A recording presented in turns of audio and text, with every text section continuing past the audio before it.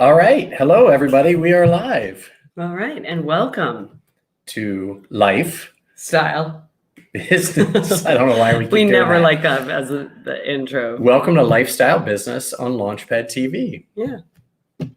I'm Chris Schultz. And I'm Ann Driscoll. And we are excited to welcome Preeti Chamidi, Eric Lynn, and Emma Watts, the brain trust behind the mental health guidebook, Mind Matters, written by students. For students. The toss back and forth thing. It never works. Mind Matters supplements critical mental health research with over 150 student interviews, responses to better engage their readers, and help their peers better navigate mental health concerns during COVID. So we'll be welcoming them in a few minutes. But how's your mental health? Good question. I don't know.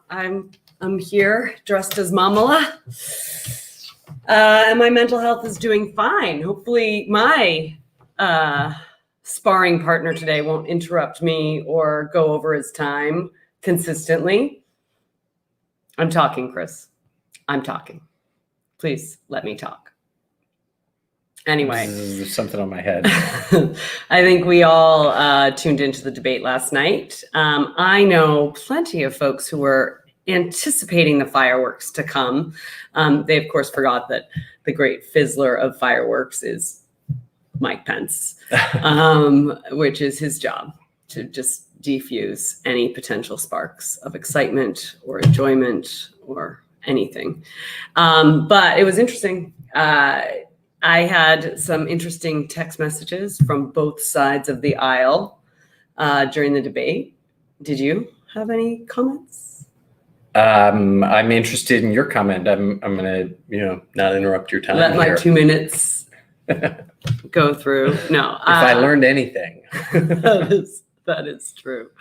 No, I thought it was interesting. I didn't think it was very game changing. I do think people were anticipating something to happen that was not going to happen. Everyone acted and conducted themselves as professionals. But I did think it was interesting. I did have people reacting to Kamala's facial expressions and wondering, why she was acting that way. And I thought it was really interesting because it's like no one's going to change their mind, but people want to find fault in the other side. And I was like, I really don't think that's the question here. He's acting totally disrespectful to everyone involved. And they're like, well, they're all acting bad. Everyone always likes to say they're all acting bad. Like somehow that's okay. Like if on the schoolyard, if Chris hit me first and I get to hit him back, right? So it was another example of that throughout this process. But nonetheless, it was interesting, and I thought she held her own and represented the great state of California, and all things that we hold dear very well. And I'm glad to have someone who's such a badass running for vice president. Absolutely. That's where I'm going to land on that. We put up our Joe flag on the street this week because we were talking about our role here in North Carolina. While we aren't going to be able to change a whole bunch of minds, we've been here for 6 weeks and we've made lots of friends and engaged with people. And I feel like because we didn't roll up with our Biden-Harris flags and gear at the beginning, people got to know us as people and understand who we are and what we represent and the kind of things that they like. And there are just a couple, surprisingly few, undecided voters on the street. And we felt like now that they've gotten to know us and now we've spent the time, that it was an opportunity for us to be influential. So we hung our Joe flag with big thing in place of our American flag. And that made me feel excited. Harper, of course, rolled around in it first, which I don't think is flag protocol, but. Yeah. I mean, I think that, the polls show that we're moving the needle. Yeah. And if we can influence one person, that's what we were thinking, is if we can influence one person who's undecided to think critically about what their decisions are, then that's the role we should play. And it is a critical thinking part, and it is maybe think twice, and you don't have to vote the way we vote. You just have to vote. Well, and your point about we've built great relationships, got to know neighbors, having At a distance. conversations with them out in the street. Some of whom are Republican, some of whom are Democrat, but that is for us a healthier way to have a debate and have a dialogue than just blasting each other on social media. That's not actually going to probably change anybody's mind. So hopefully we've had maybe a little bit of influence, but one way or the other. One way or the other. And in fact, that is interesting because we saw The Social Dilemma last week, and I think must read for everyone living in this digital age. And a reminder that what we see in our feed is very designed around us as individuals. And so our feeds are very different. And as a result, we tend to have validating feeds. So sometimes when you're screaming into the ether, your voice may or may not be heard by those who are disagreeing with your viewpoint. Yeah. So one of the other things, we were just touching on mental health, and I think it's worthwhile to just talk. We talk about mental health here a lot, and certainly in the COVID world, for 40-year-olds, written by 40-year-olds. But we are, I think one of the things that we've thought about is your experience in Katrina, and sort of that experience to trauma and that experience that we go through, and now collectively as a nation instead of collectively as a city. But the importance of being able to sort of step out of the crisis and remind yourselves that we have to actually take time and protect ourselves and be healthy, which for us is oftentimes exercise. So let's take a loop around our 2.5 mile thing, socially distanced, healthfully, all those sort of things. That's a great activity that we get to do, but it could mean, working out to an online workout class at home, but being able to find opportunities to take yourself out of the crisis and into something that's changing your mindset is really important. Yeah, my big thing is getting out from behind these screens, and we're obviously looking at a screen right now, and we're spending a lot of time. But one of the things I think that's happened is, from a work perspective, and I'm really interested to get into the student perspective, because I think students are actually they're in a workplace environment now. Thank God, our future. School and work has sort of merged. We're all just at home, but from a work perspective, we are oh, great, we all work from home now. But what has ended up happening is we're on endless Zoom calls. And I'm encouraging people, including some of our colleagues who might be watching right now, to push back against that, right? You don't have to be on a Zoom call one after the other all day long in the same type of environment you would be in the workplace. In fact, maybe a Zoom call replaces what would have been a business trip to go have a meeting with a customer or do something like that. But when you're just having a conference call, could that Zoom call be a phone call on your AirPods while you're taking a walk and you're outside in the fresh air? Like our friend Duke. Yeah, exactly. So there's a guy who walks the loop, I think 7 times a day, which is then calculate that. So 7 times 2.5, it's, do the math, 17 miles. And a half miles. And I have no idea. I mean, that's just a lot of loops. But you're right. Giving that space for yourself and finding that outlet. And you're right about the business trip, which is, think about how much you went to Omaha recently, not during COVID, pre-COVID. So in the winter, which was also crazy. But that took 4 days, 3 days of travel, right? And away from you, away from our 2-year-old. Yeah. And yes, there's relationship building that needs to happen in person, and that's not going away. But the moment is that you don't then, let's say we get to cut that one trip off, you don't then have to fill in the 36 hours that you would have been traveling and doing other things and sitting on a Zoom call to be actually worth. And I think something that we've been talking about is, how do we shift the mindset from my worth is based on the number of hours I sit at my computer, to, and we do this a lot at Launchpad, my worth is about the impact that I'm having. And many of our, in fact, Outcome the oriented. that's right, the vast majority of our team works part-time on Launchpad and then works on other things, or is at home, speaking to you, Ariel, is at home homeschooling her 2 kids right now because they aren't able to be in school. And so I think it's really important to recognize that the number of hours does not equal the contribution that one can make. And so my leading charge is to say, find out how you carve out those hours that make you a healthier person, that make your mind a healthier mind, that give you those breaks and those inspiration moments that maybe came from hanging out with people and drinking coffee, but maybe need to come from your own self in times of COVID, right? And I think I've worked for plenty of CEOs who have, well, there's a lot there. I have worked for plenty of CEOs who have done things like set a 5 o'clock Friday executive meeting to make sure that all their executive team members were there at 5 o'clock on Friday, which is like the worst thing you can do to a father, to a mother, to someone who just wants to get a break for the weekend, right? Like that is just, you're literally saying your hours in front of your computer are more valuable than you. And so I think 9 times out of 10, we are much more productive when we're spending time doing the work that we love to do and having an impact on the organizations we are, than when we're forced and chained to our desks and sitting there. And I think Zoom makes it really easy for you to chain yourself to the desk. And I think right now we lack purpose in some ways. And Zoom allows you to be like, well, at least I'm on a conference call. And being on a conference call is not adding a lot of value often. Way to build morale. All right.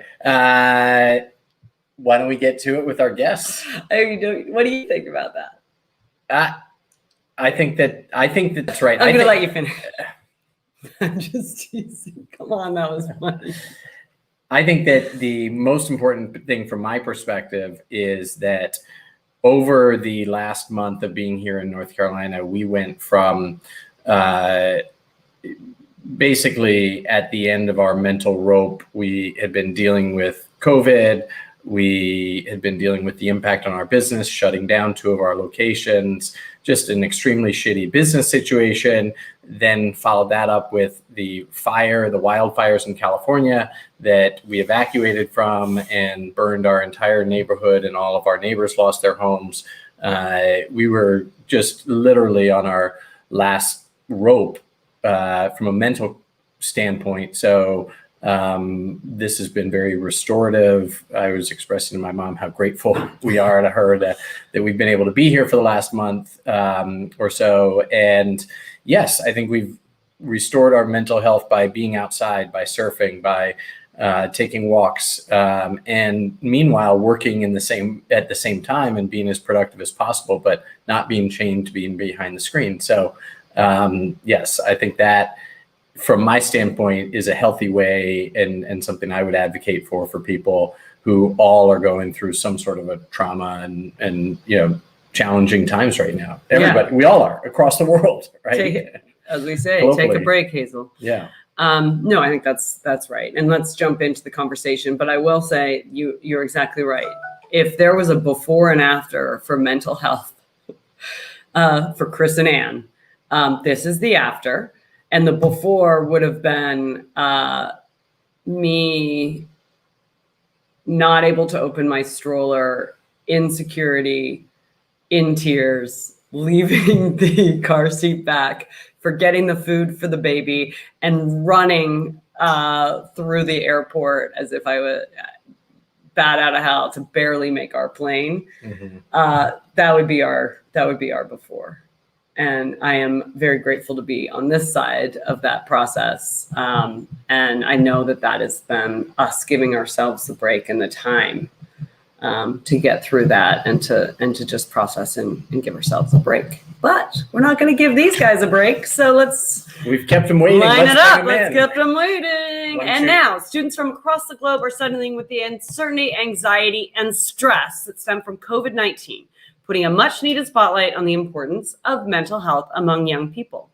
Today, we have a passionate team of students aiming to address what they see as several pressing needs, creating a sense of community, highlighting student perspectives for school administrators and teachers. Oh my goodness, listen to people.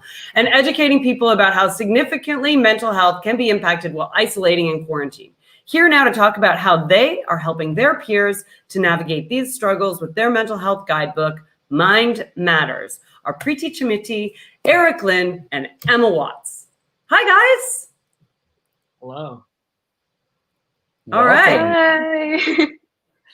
So this is one of our first times having multiple talking heads on the screen. I'd love who's going to lead from your side and give us a little bit of the story behind Mind Matters. Yeah, I can go ahead and dive right in. First and foremost, thank you to both of you sincerely for giving us the opportunity to showcase our work. Just speaking on behalf of everyone at Mind Matters, we're really appreciative of that. But in terms of where our idea developed from, it really was a student-driven initiative, as you mentioned. So for additional context, I'm a current student at Princeton University. I'm a sophomore right now. And last spring, I applied for a fellowship grant to receive funding to work on an independent project. And with the timing of everything, that coincided with briefly right before COVID really struck at the heart of a lot of campuses across the country. So when we realized how pertinent it was to discuss the mental health implications of being displaced from your academic communities and going back home, and even including all the things that you talked about very eloquently in terms of all the changes that are going on in the world with politics and just the environment that we live in right now, we recognize that a really integral step to wellness was not only working on addressing public health policy issues with COVID-19, but also encompassing that to include mental health initiatives for students, teachers, and academic professionals. So the three of us all worked together to create a guidebook that with our funding, we're able to make free and accessible to everyone via our website. So we're really grateful for the opportunity that we had in making this project a reality. And just on behalf of my team, I'm really grateful that students were able to drive this initiative and bring to the table a new conversation about mental health in the face of COVID-19. That's great. And what's the response been so far? I know you have had thousands and thousands of downloads, but what's the reaction been and sort of the interest here? Yeah, it was really an overwhelming response. All three of us haven't been involved in a project this large scale at this point in our academic careers yet. So I remember when we first launched it, initially we had a problem with our email servers crashing just because we had so many people requesting copies of our guidebook that we didn't know how to respond or how to formulate a response effectively enough to get these copies distributed in a timely manner. So we were able to adjust and learn in the process as we went along with things. But really, it's just been growing ever since we launched it at the beginning of August. And I think that really speaks to a lot of the things that we've been discussing so far and how our circumstances have been changing and how mental health continues to be pertinent, not just for students, but outside of the academic scope of our realities, just being at home and being confined to a certain environment that might not be conducive to maintaining our wellness. Yeah, I mean, there's definitely been a demand. We have over 3,000 downloads now. Is that correct? Yeah. 3,000 downloads over. Almost 4,000 now. Almost 4,000. Yeah, so it's amazing. Yeah, an overwhelming support from people who are using the guidebook, and we're still doing the outreach process, receiving feedback. But yeah, it's been great so far, and we're looking forward to taking this into the future. That's amazing.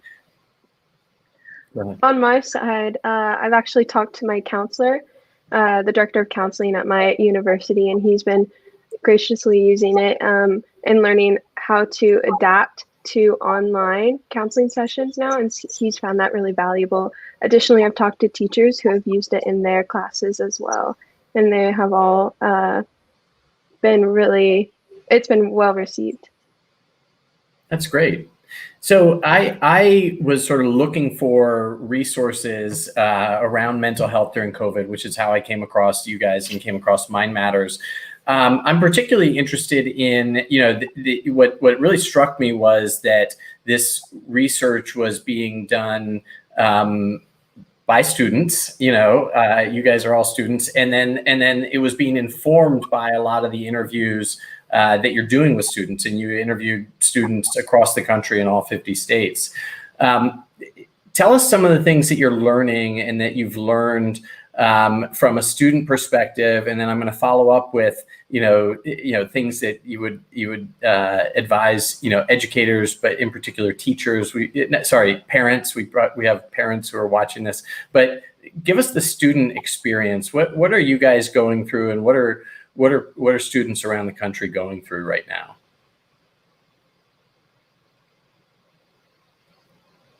Yeah, I can start by at least speaking from my personal experience, what I think really stood out in developing this project. And I think the biggest thing that I could not emphasize enough was that we really discovered how there is no singular response to this pandemic, especially in terms of our mental health. And we analyzed and examined all of the responses and interview questions that we got from the people that we spoke with. And really, regardless of where you're geographically situated or what your financial circumstances might be, there really is a variety of ways that each of us copes with the trauma and loss and healing that we're all experiencing right now. So that ties in really well with what I think I would emphasize to educators and teachers, because I think it is really beneficial having those perspectives laid out to understand that it's not a monotonous perspective on exactly what's happening to each and every student across the country. Rather, for teachers and even parents, being empathetic. And I think that ties in really well to a point that Anne brought in, which I loved, talking about productivity in the age of COVID-19. And as students, I think all of us have had this discussion several times, but we almost feel this need to associate our self-worth and our self-value with how productive we are and how much work we get done in a day.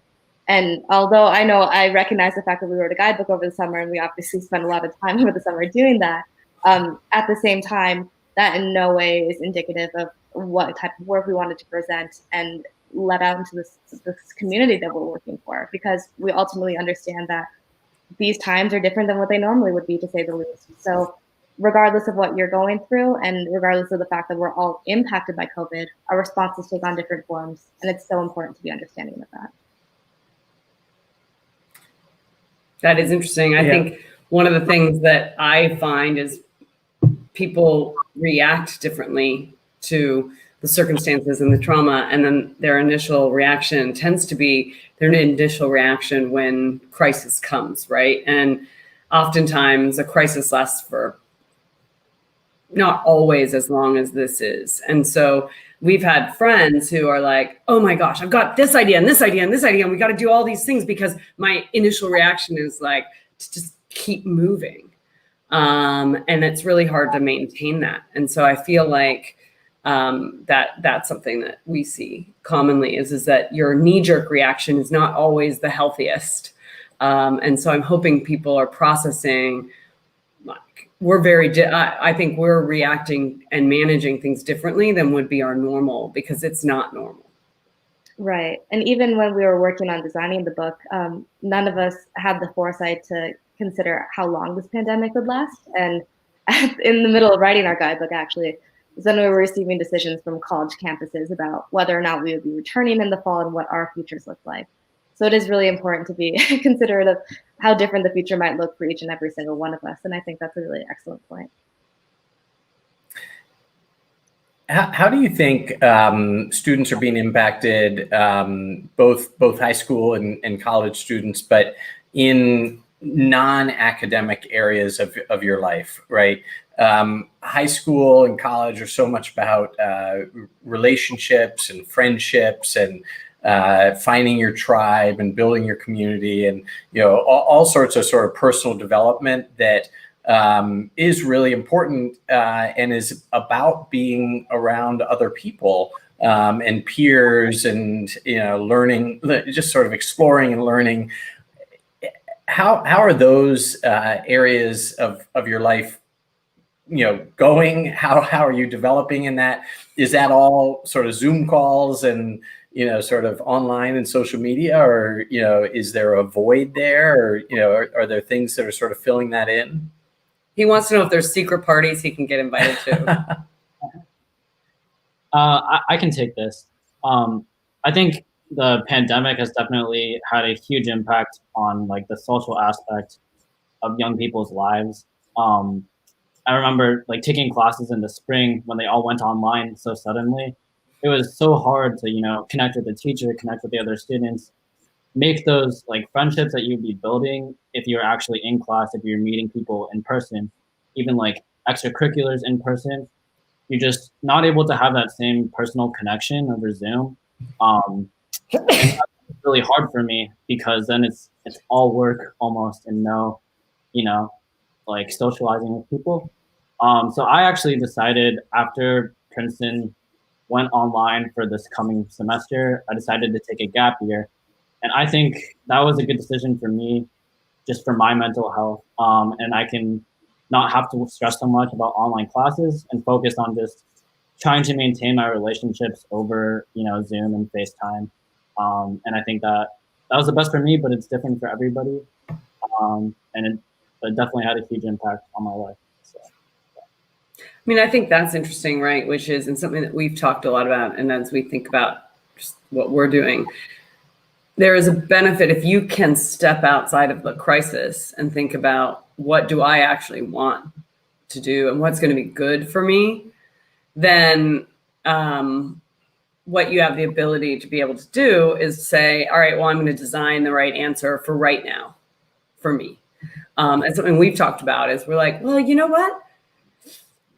We had a plan to raise a venture fund and do a bunch of different things. We're like, why are we actually adding to the plate right now? There's I got a 2-year-old daughter, which means I've got a lot of years of work ahead of us. Let's do what we're doing well, right? And let's continue to connect with our community. Let's run our business and let's make our business as successful as we can right now. But let's also make sure that we can take advantage of this breathing moment and be there for our daughter between age 2 and age 4 before she has to go to school. God willing, she gets to go to school. But and to me, it's about sort of taking those opportunities, and it's very difficult for people to be able to find that sort of personal goal or personal objective and then go after that. And so it's great, Eric, that you sort of are like, this is what works for me. It may not work for you. And I think that whole idea of you should is now off the table, which is you should take care of yourself is the only should that should exist. Mm-hmm. And then everything else is figure out whatever that looks like, then just do that. So I think that's interesting. And I think everybody's got to take and carve their own path of wellness now. I kind of want to bring my perspective too, because I am living on campus. I am a freshman at ISU, Idaho State University this year, and masks are required. And as a freshman, I'm in a new environment and I don't necessarily know everyone. And so it's been really hard to walk around and just see masks because a mask holds a lot of your emotion and a lot of the human aspect. And it's kind of been difficult, especially with having half of my classes fully online and then some being hybrid and some only my lab being in person, because obviously in a lab you have to be pretty hands-on. So it's been difficult to maintain my mental health, but luckily my university has been very adamant about providing free mental health counseling. That's great. And how are you guys getting this message out? And what is sort of looks like what's next in terms of how you get more downloads, so the next time we see you, you're like, we had 100,000 downloads. What is your sort of perspective? Well, clearly that's happening after this appearance. Never say never. I'm downloading. Yeah. I know you already have. I need my own copy. Yeah, absolutely. I can speak a little bit about this, and we can have Eric and Emma weigh in as well with their perspective. But what we did was we actually decided to reach out to as many public administrators as we could in high schools across the country. And fortunately, like I mentioned, the funding for this was originally through a fellowship with Princeton. So I was able to reach out to our director of counseling services on campus, and he sent out networking emails to college campus directors and counselors in campuses across the nation. So that was also helpful on that end as well. But now as we're looking more ahead into the future, we're continuing to roll this out because obviously there are many, many quantitatively public administrators that we'd want to reach out to in schools across the country. And we're also looking at getting our book published in an ebook format. So right now, as you both probably know, our book is available at mindmattersbook.org. It's completely free to download, as we mentioned, but we use a web interface to track and use those downloads. And then on the other end of things, we're hoping that perhaps just providing an ebook format in a different way that we normally have would be able to engage more users beyond what we've been doing so far. Yeah, and just to add on to that, I think a big part of how we're planning to get our message out, get the guidebook out to more people, is having these administrators that are reaching out to, like word of mouth or put out in their communities as well, their experiences with the book. And I think that's really going to help promote bringing it into other communities, other organizations, and like emphasizing the fact that it's from a student perspective. So like your students are going to be hearing from other students, empathizing with other people, and getting their voices heard. So correct me if I'm wrong, but your primary focus was on high school, or is it both high school and college? Yeah, it was both high school and college. So we were college students, and a lot of our contacts and interviews were college students, but we also wanted to be mindful of keeping balance between high school students and we contact as well. Because I imagine certainly parents would value kind of getting in this sort of third-party insight rather than, it's often hard to talk to your parents. At least in my experience, I'm Gen X, so it was different than Gen Y's. I mean, my parents are great, so I can talk to them, but never mind. These issues are sometimes better when you can kind of see them through the lens of others and have conversations around that. And I think it is interesting to shine a light on the college experience, because especially for those students who are not at home anymore, I imagine this is a great way, or a great Christmas gift for all parents to receive, so that they have a good way of sort of sparking dialogue with their kids when they're home. Is that a fair characterization? Is this a must read for all parents? That's what I'm trying to get to. Right, and it's free too, so nothing better than a free Christmas present, right? You guys are like Shopify. So are there any tips for parents? We're sort of getting at the parent thing. We for example, we had a how would you talk to your 2-year-old about this? We have a friend who, they're it's very important to their kids, high school students, that the parents do not hog all the Wi-Fi while class is in session, because these guys, the guys, 2 boys, feel like it's really important that your Zoom's working, right? Just like, this meeting or any other, meeting. But so good Wi-Fi is very important to these guys. Any other things that, that's obviously sort of anecdotal, but any other things that you were coming away with as you did these interviews that would be things that parents can be thinking about to have conversations around the mental health of their kids while they're going through this experience? Right. I think our approach was somewhat twofold in that regard as well, because we wanted to make sure that it was both appealing to students, and then on the other side of things, teachers and parents as well. So the way that we organized our book is that the first half of the book contains those interview responses and the comprehensive research that we worked on for several months. And then the latter half has a facilitated conversational guide that teachers and parents can adapt into talking about mental health and what that means in their given context. So obviously mental health is something that's traditionally very stigmatized, and unfortunately it's a conversation that can be hard to initiate sometimes. But I think that with the implications that COVID-19 presents, and just as you mentioned, parents being proactive about listening to their children and being more empathetic, that sort of latter half of our book and providing support and resources in that regard allows students to explore individually on one end, and then also opens the door for teachers and parents to continue the conversation with them. Awesome. Great. Cool. I have a random question, which is, how did the 3 of you end up working on this together? Yeah, that's a really great question too. I know that going into this, I actually had originally intended for this to be an independent project, just individually me working on it. which ties in well to our discussion of mental health, because I realized that was taking a toll on my mental health by trying to write an 80-page guidebook by myself. So Emma and I had met through a national conference a number of years ago. And Eric and I, as we mentioned, were both students at the same school, but we had never been in contact with each other prior to meeting this summer. So it really kind of was a shot in the dark when I was trying to build up a team. But I'm really, really grateful for the both of them, because even though our connections might have been somewhat distant from a few years ago or through just passing by each other in school and walking by on campus, we were really able to work really cohesively together, given the virtual challenges, obviously, that we faced with just working over Zoom predominantly. Yeah, well, that's actually great, right? You had the constraints that we all are living under. So wouldn't have made sense if you were all hanging out in the same room. Well, that's great. You know, I wanted to, you know, just sort of share how impressed I was when I, you know, came across the website, you know, Mind Matters book.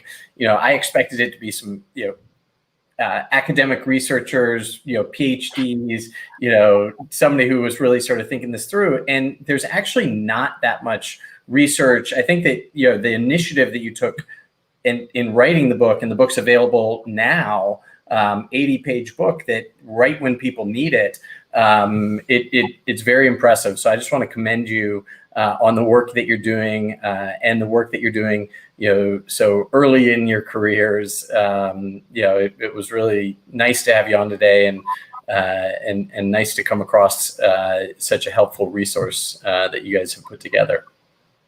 Yeah, thank you. And I'm glad that you brought that up, because we really tried our best to make sure that people knew that it should be accessible to anyone. They shouldn't be deterred by the fact that some professional in the mental health community wrote this book, but rather from a hierarchical perspective, it's by students and for students. So we really appreciate you just being so generous and giving us the platform to share this and spread the word a little bit more, and giving us a chance to speak, since we're just 3 college students typically, but now we have a platform and a voice that I think we all feel is really important in our communities right now.